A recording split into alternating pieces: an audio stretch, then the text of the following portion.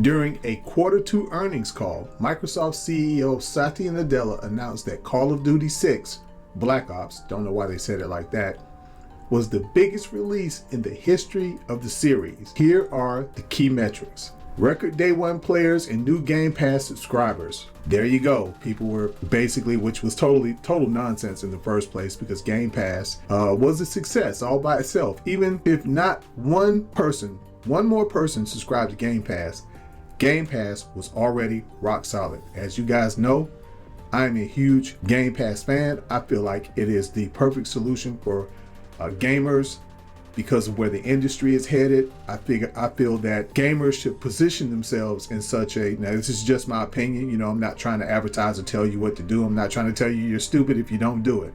I just think that a service like Game Pass, it serves in the player's best interest, which is exactly why some people in the industry don't like it. They don't like it because they like the old way. They want to be able to rake us over the coals. They want to be able to charge us, let's be honest, they want to be able to charge us $80 for every game. The kicker behind all of that is, you know, many of us have known for a while, but for some, they're just now finding out that we haven't owned our games for quite some time. So when you go out there and you pay these exorbitant prices for these video games, you don't even own it. You know, at any moment, if they want to, they could just shut it down. They could just, you know, say, hey, look, well, we're no longer supporting this game. We no longer want anyone to play it. And it's not enough to go out and buy a disc. That doesn't work. Because even though you own the disc, they still have those discs coded so that they control the game. So you no longer own the game anymore. Like a lot of people subscribe to these movie, like Netflix and all of that, television shows as well. But at least one thing you can say about movies and television shows, if you go out here and you buy a disc or whatever format you're able to buy the product on, you actually own that. I've never heard of a movie company or anybody that's behind a movie or a television series. For example, you can get Game of Thrones. You can actually own a physical copy of the series Game of Thrones. They're not gonna, years later, just, you know, cut that off, fix it where you can no longer log into the movie.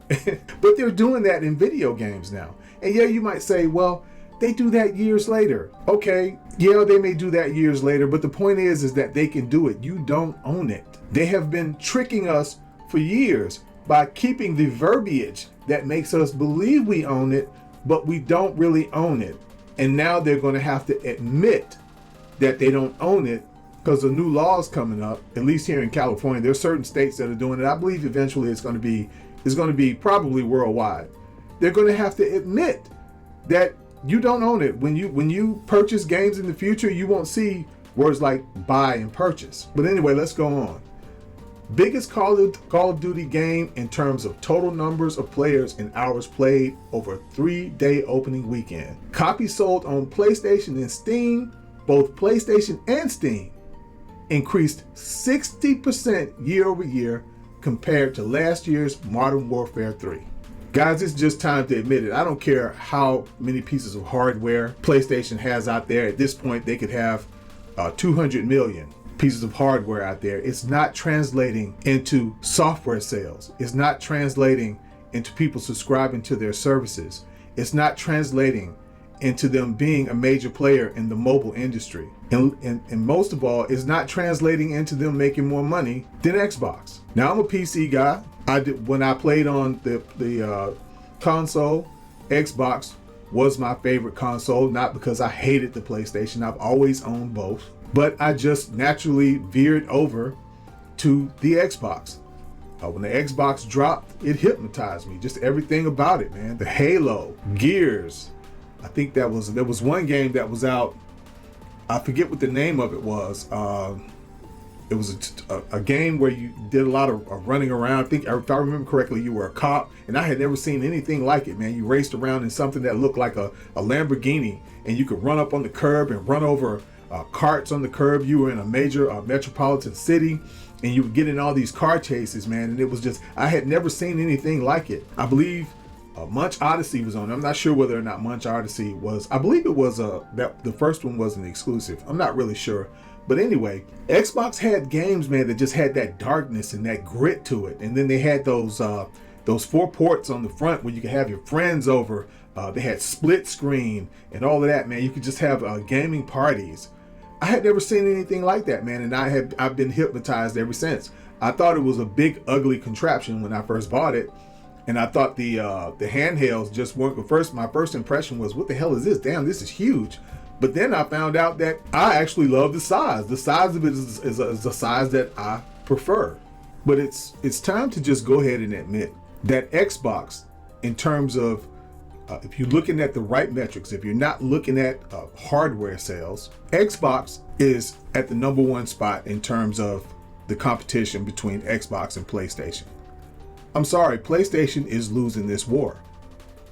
And it has nothing to do with me not liking PlayStation.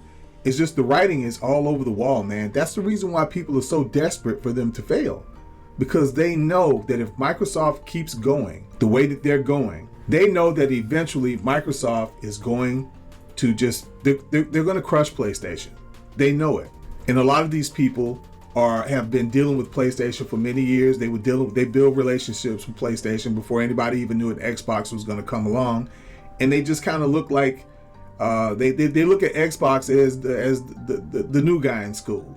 This is just a reality that's coming, especially as we get to the point, we're seeing Square Enix and many other companies, they're shunning exclusive deals. You got companies that's now turning PlayStation down for exclusive deals. PlayStation is to the point now where they actually need exclusive deals. But now it's starting to become common knowledge to these companies. They have to think twice. Hey, do I really want to do this? Because they know what's going to happen. They've seen it before unless they're really lucky. Is it possible that you could be that one game that can actually launch as a PlayStation exclusive, and that game actually goes out and most of the people who own a PlayStation console, we'll say it's like 60 million people out there now. Can you be one? Can you be like an unknown God of War? Can you sell as many as God of War? More than likely not. Is it possible? Sure it is. But that's just the point. These people now know, whereas they used to be impressed before, like, wow, PlayStation, wow, 40 million, a few years ago, but now 60 million units, 60 million PlayStation owners out there, wow, but now that's not so impressive. And as that model begins to fade away, as it begins to die, PlayStation as we know it, I know this hurts, but PlayStation as we know it is going to begin to die. They're trying their best to get a games as a service model, a games as a service game that people just absolutely fall in love with. Because here's what happens with these games of services. Many of you know that, yeah, there's the amount of games that you sell, but the big money is made in the money that you make after you make the sale in these games stores. We call them microtransactions. That's where the big money is made, and that's what PlayStation is looking for. And they've thrown away tons of money doing it. And it's a company that can ill afford to throw away money. We continue here. As in the case with Modern Warfare 3, the company didn't disclose the exact figures for Black Ops 6. We do know that Modern Warfare 2 launched before Microsoft's acquisition of Activision Blizzard, generated $800 million in its first 3 days, and crossed 1 billion mark in 10 days. At that time, it was an all-time franchise record, beating the previous one set by Black Ops 2. Now, Black Ops 2, Black Ops Modern Warfare 3 wasn't even a liked game. The last one wasn't even liked.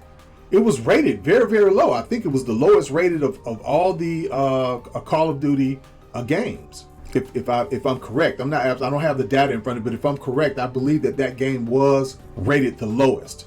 And yet, look at the success that it had. Look at all of the money that it made after these sales.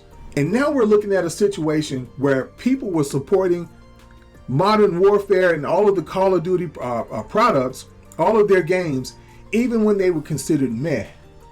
And now look what Xbox has done. They've reinvigorated the game.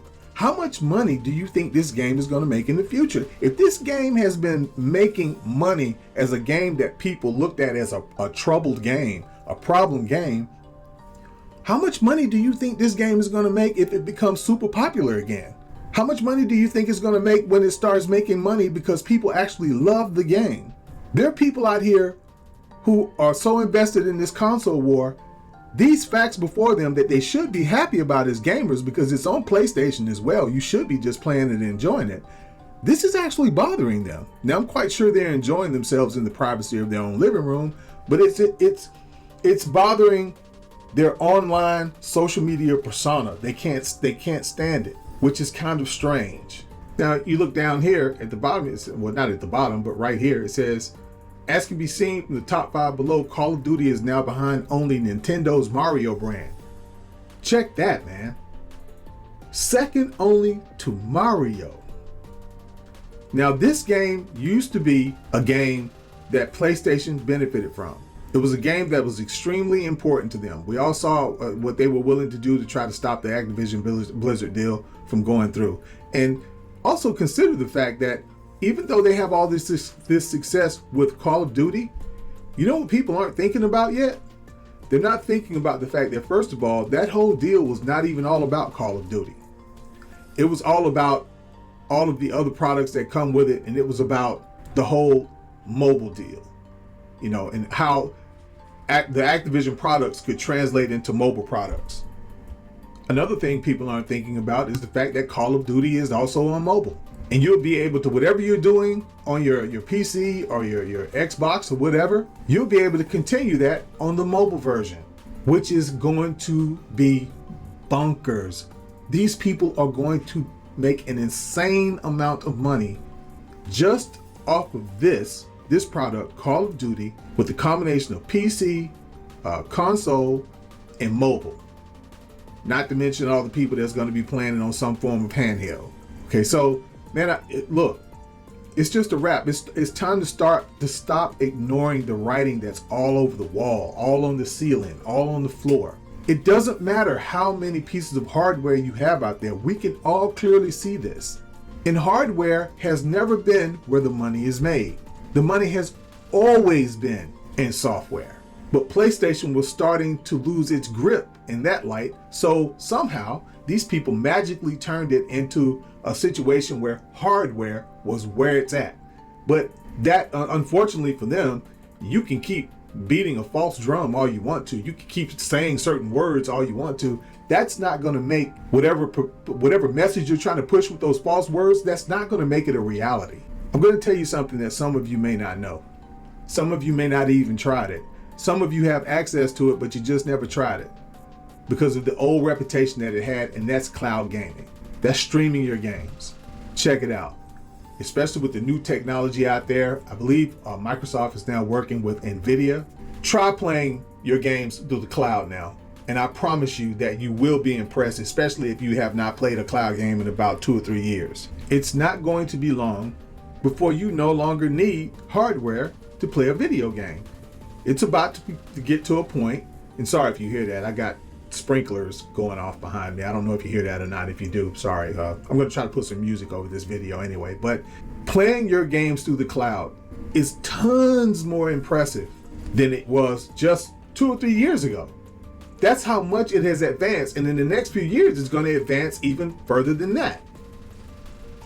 Now, there are factors involved. You're going to need high-speed internet. The closer you are to your router, the better. But, you know, look, unless you live in some kind of huge mansion or something, that's not going to be a problem for most people. It's not going to be a big deal. Most people, especially if you're playing on your television, and they have televisions now built practically with an Xbox inside of it. And usually the router is not far from the television. So most people will be just fine. Now, if you already have Xbox Game Pass Ultimate, you already have access to it. And you have access to a ton of games.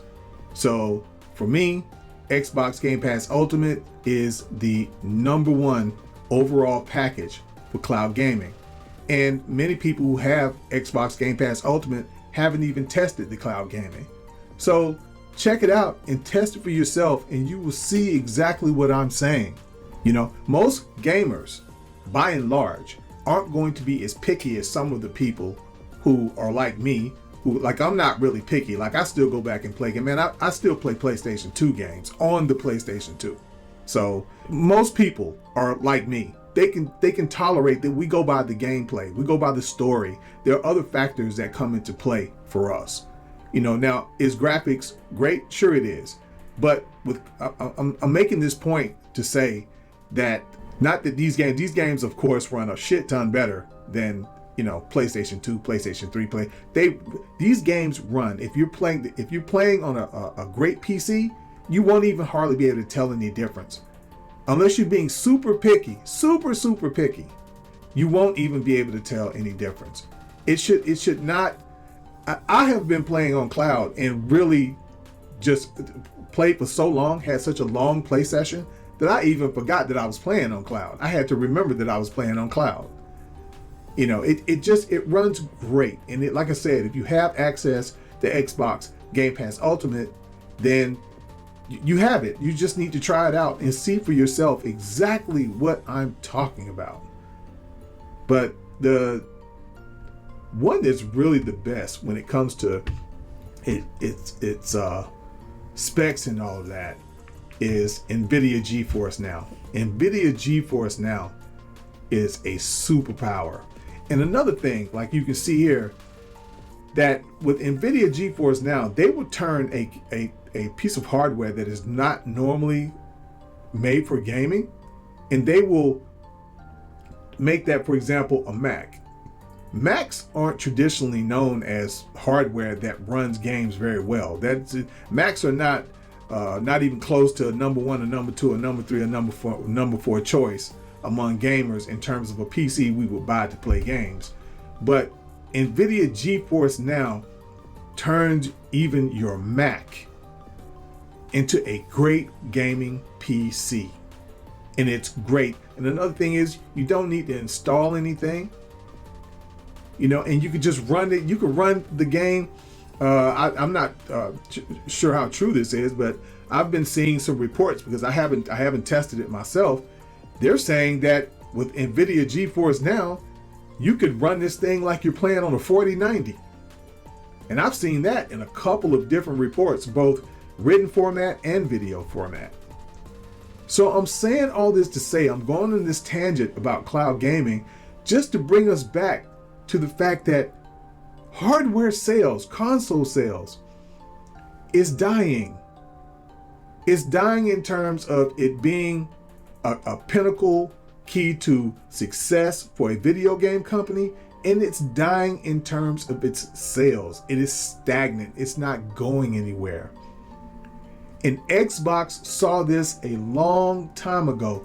They were practically pushed by PlayStation into trying to figure out another way that they could compete in the gaming industry besides a hardware, because they saw what was happening. They saw that they were being pushed out of games. Even today, PlayStation is playing dirty ball. They're playing dirty games by trying to cast dispersions on the Xbox hardware. They're getting these small developers to come out here and throw shade at the Xbox, to throw shade at the S, to delay their games going to the Xbox. Because they're desperate. These are the actions of a flailing, drowning individual. PlayStation is drowning.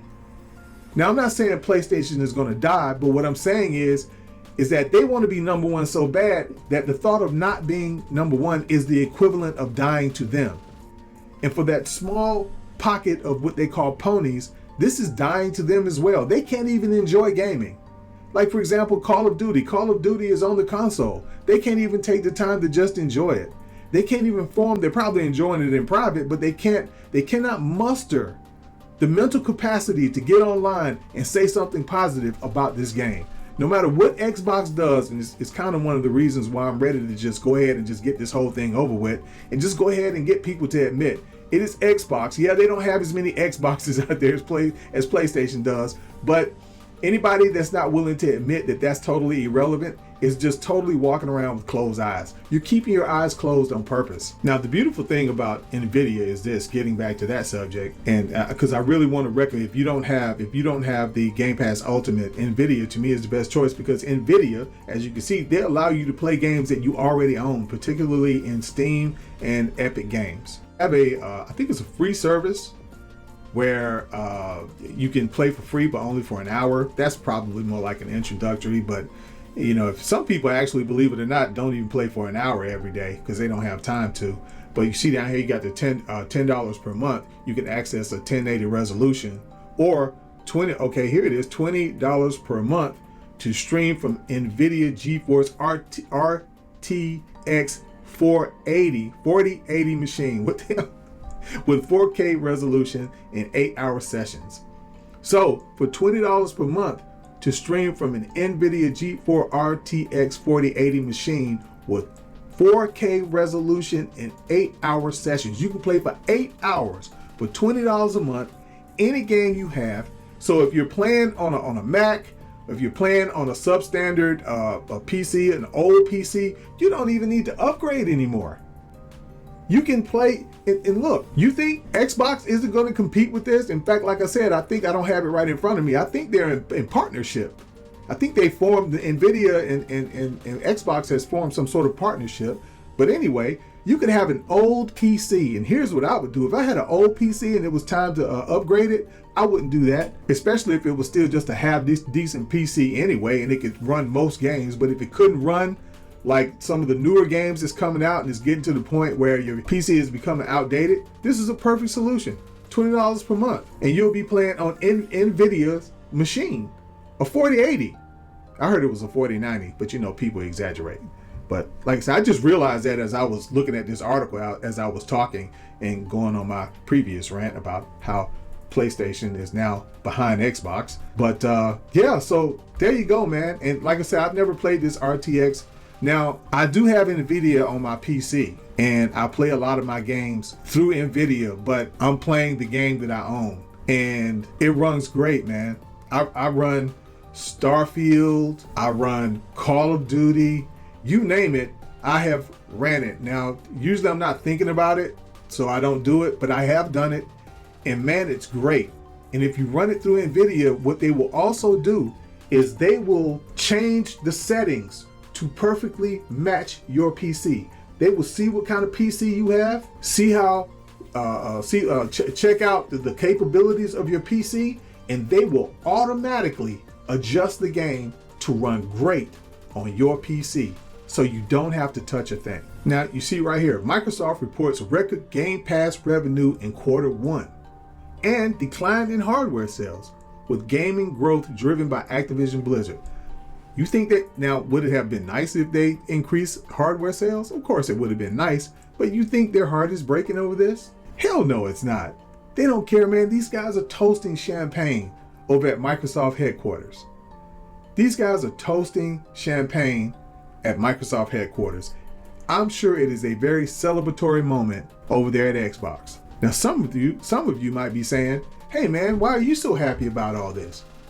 Well, I'm happy with this for the same reason that you would be happy if, I don't know, your favorite developer was doing well and they launched a game that you liked and the game sold well, because that means that this company would probably put out another game, a part 2 to that game, or the chances of them creating more DLC is a lot greater if they find great success when they launch. If you love a game and you find out that basically you're among a small group of people that love that game and nobody else did, and the developer failed with the launch of their game, that more than likely means that that game is not going to experience any DLC or any further content made for it. I love Game Pass. I play games on Game Pass all the time.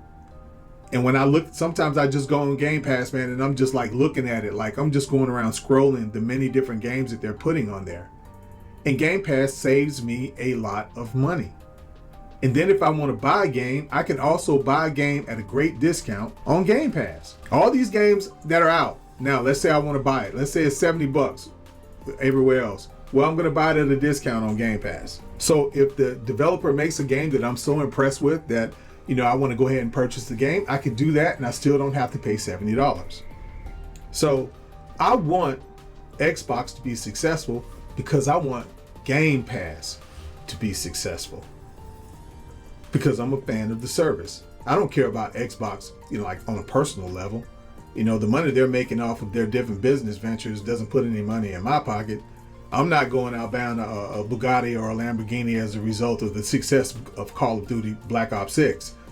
But what I do get out of it is knowing that this means that Game Pass, the subscription service that I am a fan of, the one that I subscribe to, the one that I suggest that most people subscribe to, is going to be more successful.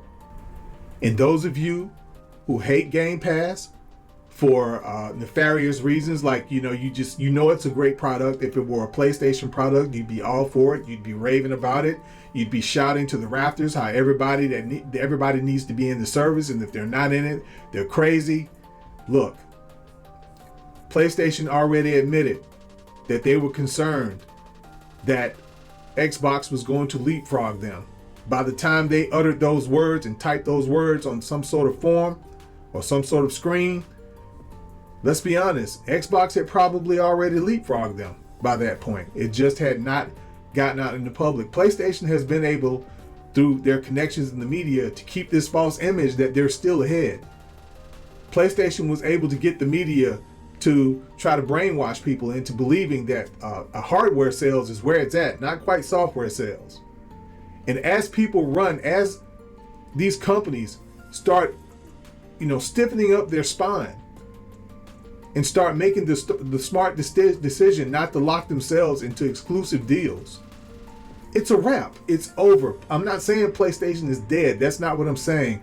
What I'm saying is they're no longer going to be in the number one spot. They're not even in the number one spot right now. They are behind Xbox right now. Now, if you look here, let me see.